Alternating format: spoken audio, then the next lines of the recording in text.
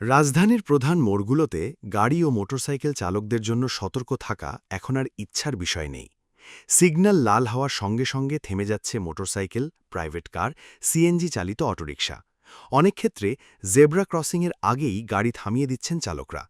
Kazi Nazrul Islam অ্যাভিনিউয়ের intercontinental hotel থেকে ফার্মগেট সড়কে আগে যেখানে তীব্র যানজট, চালকদের অস্থিরতা ও সিগন্যাল পার হওয়ার জন্য যে তাড়াহুড়ো দেখা যেত, সেখানে আর আগের চিত্র নেই।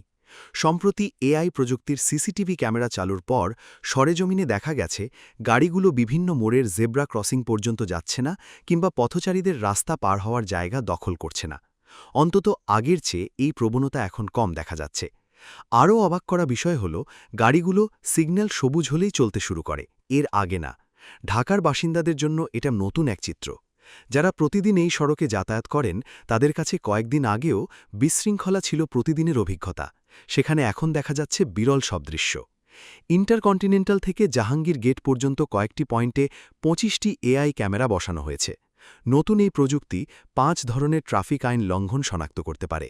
চলতি মাসের শুরুতে চালু হওয়া এই স্মার্ট সিসিটিভি ক্যামেরার মাধ্যমে স্বয়ংক্রিয়ভাবে লাল বাতি অমান্য, বন্ধ থাকা বাম লেনে প্রবেশ, লেন ভঙ্গ, উল্টো পথে চলাচল ও অবৈধ পার্কিং শনাক্ত করা যায়।